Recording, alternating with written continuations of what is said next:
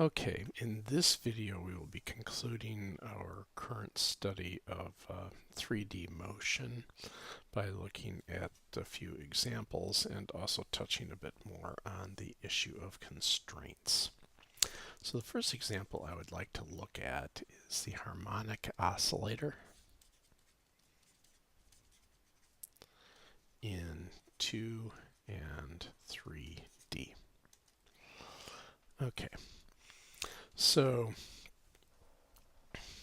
the force law that I want to have is F equals minus K times the position where the origin is at the equilibrium. So we can write that as Fx equals minus Kx, and then similarly for y and z. Now, I would like you to think for a moment, how many identical springs do I need to construct this? So go ahead, think about it for a bit, pause the video, and then I'll give you my answer on the other side. Okay, the correct answer is 6. If you thought 1, the problem with that is that the the oscillator will, sorry, here, let me just draw it. I can't draw and talk at the same time. So that's the vertical, then we'll do the horizontal.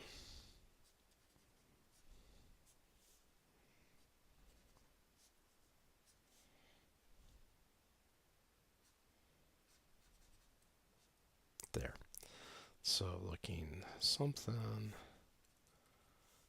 like this, all with identical springs. And we have to keep our displacements small.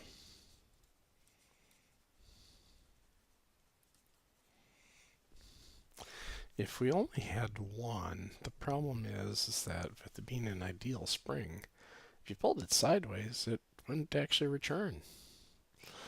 And even if you're going to make it more of a real world spring, there wouldn't be any sideways stretch because it wasn't attached to anything. So it turns out that you actually need 6 springs to make it go. So for the moment, let's go and just do the 2D case of this. We'll confine the motion to the xy plane for now. Don't worry, we'll look at the 3D case in a moment. So we'll have here mx double dot equals minus kx, and similarly my double dot equals minus ky. And we'll do our usual prescription of letting omega squared equal k over m. So then our system becomes,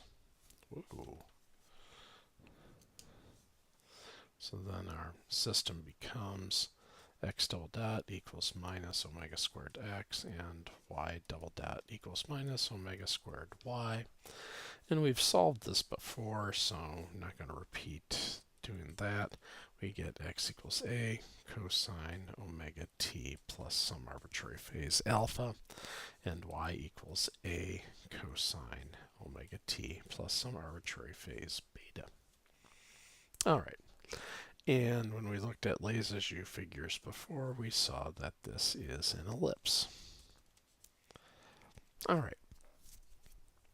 Now let's go ahead and add in the 3D case. So all that's going to happen is that we're going to append a solution for z. There'll be some, I'm sorry, I should have made this amplitude b here. There's nothing special about them being the same.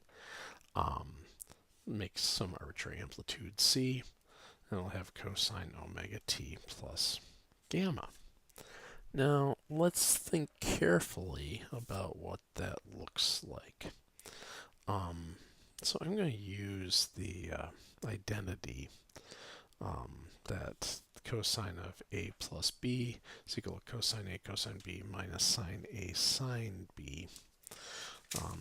Promise that makes some sense. So if I go ahead and look at our solution here, then this becomes z equals, I'm sorry, I will actually want the solution for, I'm going to use identity for the x solution, my bad. So my x solution is going to become some a cosine alpha omega t plus a minus a sine alpha sine omega t. So we'll call that bx. We'll call that ax.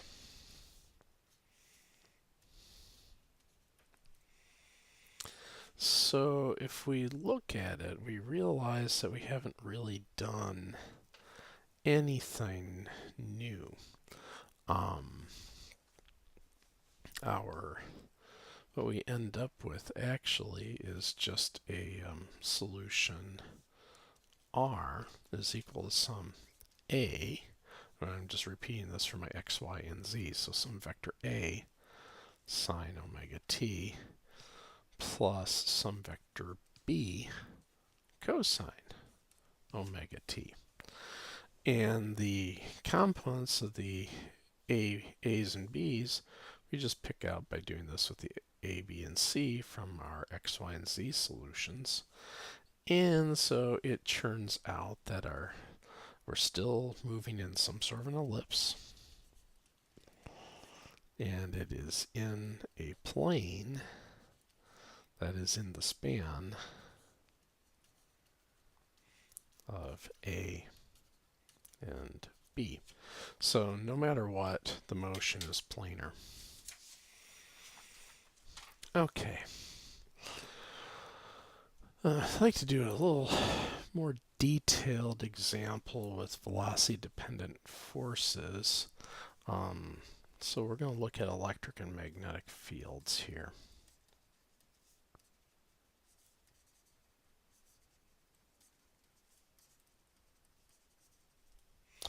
Alright, so we'll start by looking at motion in an electric field.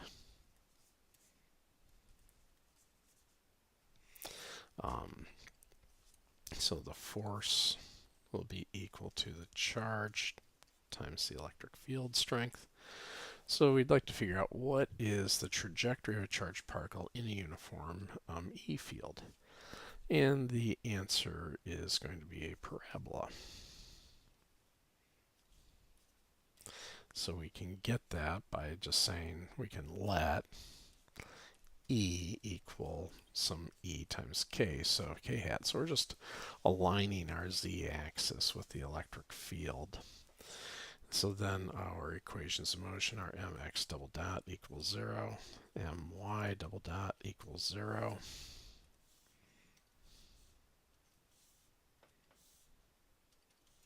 and mz double dot equals qe.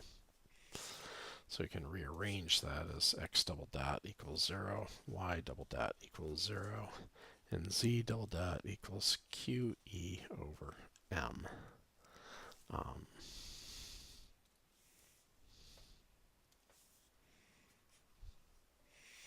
And there you go.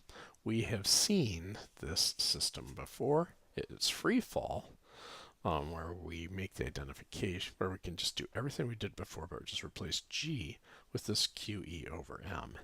So I'm not going to go and reinvent the wheel here. But now let's go and take a look at the magnetic field. That's a little more interesting.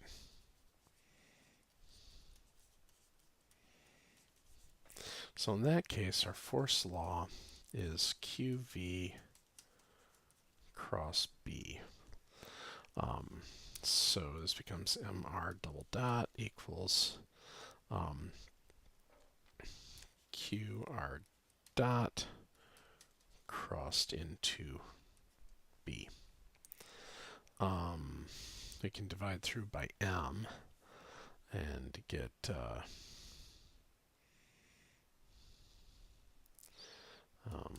r double dot equals q over m r dot cross b. All right, so with that thought, let's go and figure it out.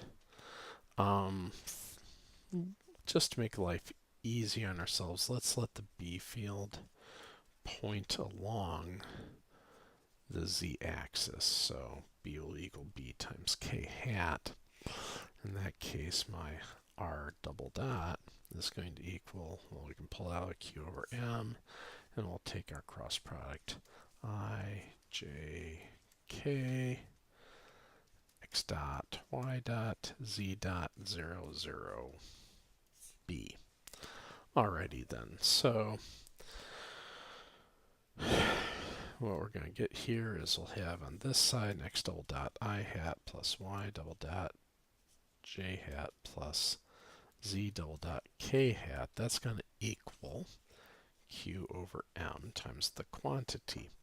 Okay, looking at I, we're going to have an b times y dot, and the other way is 0. J, both parts of the cross product give me, I'm sorry, minus j hat times b x dot, and then k hat, both parts of the cross product give me 0, so we're done. I can clean that up just a little bit more. Say equals qb over m I y dot minus j x dot. All right, so now we can go ahead and equate components to get our system. So x double dot equals q over b m y dot, y double dot equals minus q b over m x dot, and z double dot equals 0. Now,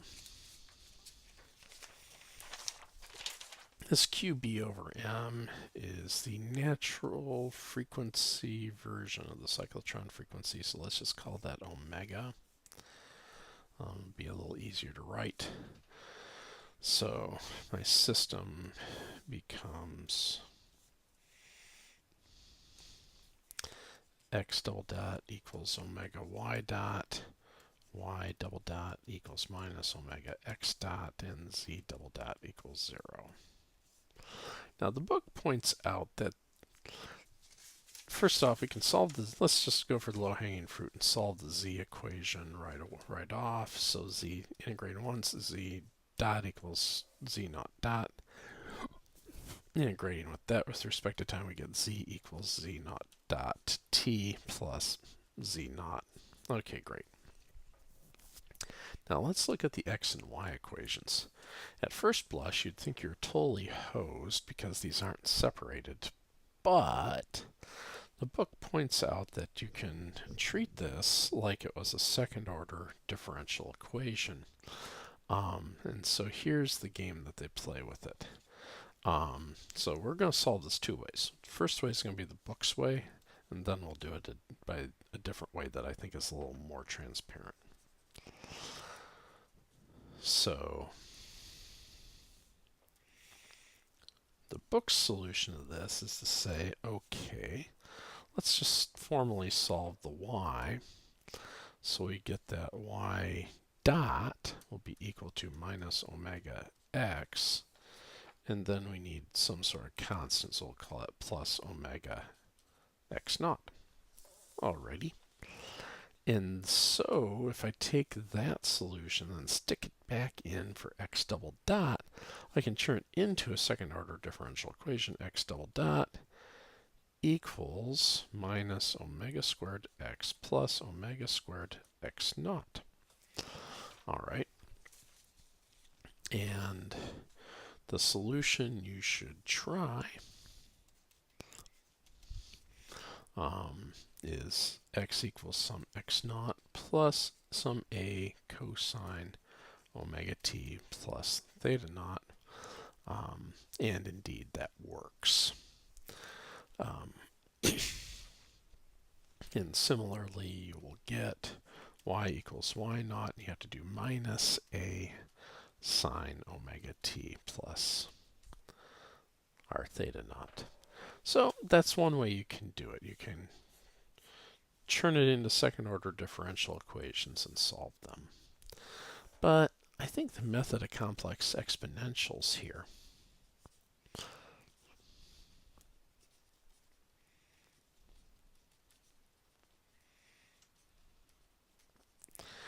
at least to my taste, is a little easier. What we do is we'll let eta equal x dot plus I y dot. So then eta dot would be x double dot plus I y double dot. Okay. So then if we look at our x and y equations of motion from before up here, that becomes eta dot equals minus I omega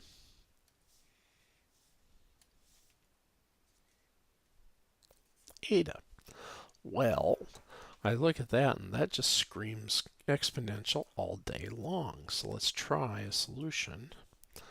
Eta equals some constant c, we'll call it e to the minus I omega t, plus we can allow for some arbitrary phase, we'll call it delta naught. Or, well, we'll just call it delta. No, delta naught. All right, so sticking that back into the differential equation, differentiating this once, we get minus I omega c e to the minus I omega t plus delta naught equals minus I omega c e to the minus I omega t plus delta naught. So yes, indeedy, we have our solution. Now to get the x and y pieces of it, we can take the real part of eta. That's x dot. That equals c cosine. Ooh, that was bad. Let's try that again. C cosine of omega t plus delta naught. And similarly, we can take the imaginary part of eta. That's y dot equals c sine of omega t plus delta naught. And then we can integrate. Then we take it from where we did before. We integrate, and we get x equals x naught plus c over omega sine omega t plus delta naught, and y equals y naught minus c over omega cosine of omega t plus delta naught. So all we really got to do is let a equals c over omega and shift delta naught by pi over 2 to swap our sines and cosines, and then we wind up getting the same solution set we did before, x equals x naught plus a cosine. So let's say 2 theta naught cosine of omega t plus theta naught, and y equals y naught minus a sine omega t plus theta naught, which is exactly the solution we got before, but for my money, I think it was a little easier to get. In either case, what we've got is constant motion in z and circular motion in the xy plane, which means that our path, our actual path, is a helix, which is a fancy way of saying corkscrew. Okay, so those are some additional examples. Now I want to revisit briefly the world of constraints. Doggone.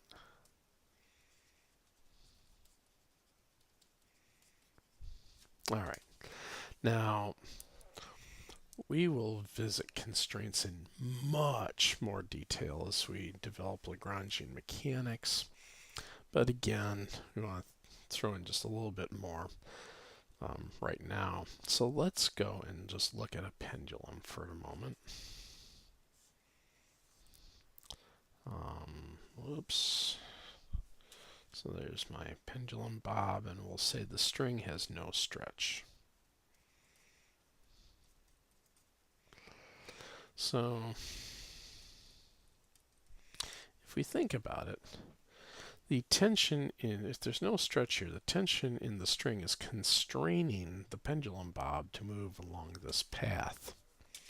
And that's what we mean by a constraint, is that something is forcing you to follow a path, or at least that's one example of a constraint. Now, in this particular case, just let me draw a free body diagram so we can think about this a little more. Tension, gravity, there's my velocity, very importantly perpendicular to the tension. The big deal here is that the tension is always perpendicular to velocity, so it's always perpendicular to motion. This is what we say here that the tension is a smooth constraint.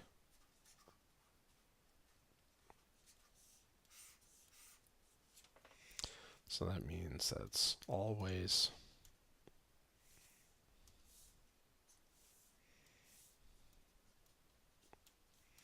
perpendicular to the motion.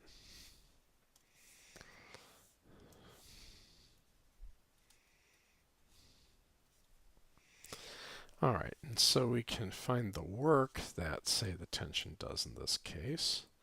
The work will be done by tension will be equal to the integral from one position to another. We don't get too strung out about this t dot dr. Well, at all times, t dot dr will be 0 because they're perpendicular, so we just get 0. So the moral of the story is that smooth constraints do no work. So if there are forces of smooth constraint, we can still say that t plus v equals E equals a constant and ignore the constraint forces from an energy perspective. All right, so let's just do one quick example of that. Let's go ahead and say that our pendulum bob was really moving along down at the bottom here, moving at some v naught.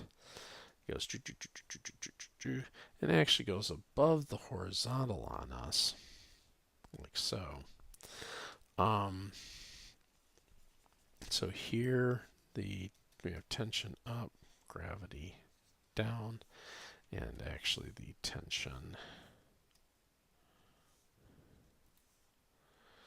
is going to be substantially bigger than the gravity. May as well draw it right. And then here I want to know the angle theta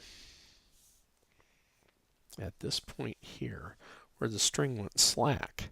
So if the string is just went slack, t equals 0 right there. My only force at the moment is gravity. All right. So we can write that m dv dt is equal to mg plus t. We'll just hold that thought for the moment. Since this is screaming to do some energy analysis here, let's go do that. We'll set y equals 0 at the bottom. So then the energy is going to be 1/2 mv squared plus mgz.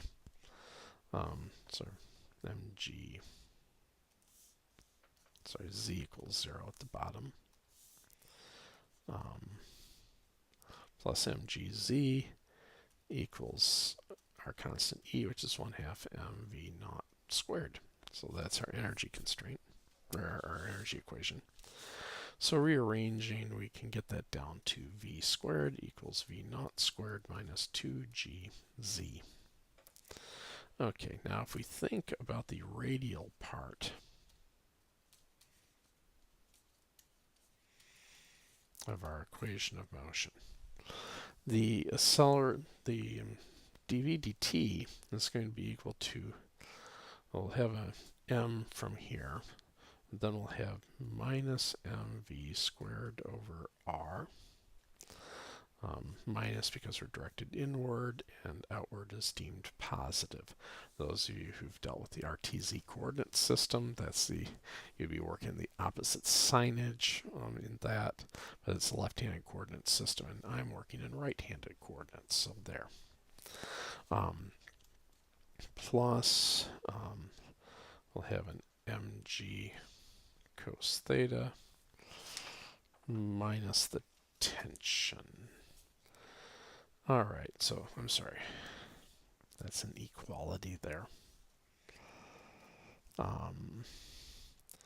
So the tension, which I'm going to set to 0, is equal to mv squared over r minus mg cos theta.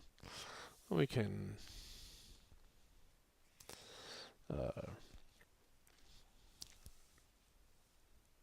rewrite that a bit.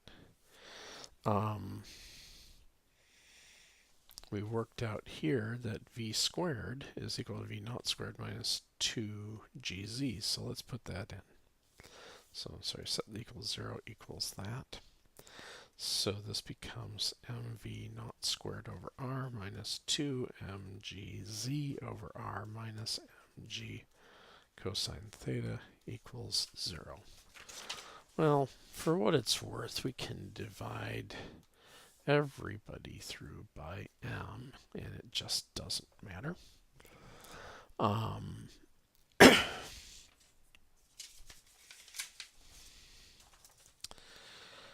And furthermore, if I look at my z here, that z is equal to 1 minus, sorry, e is equal to r times 1 minus cosine theta, right?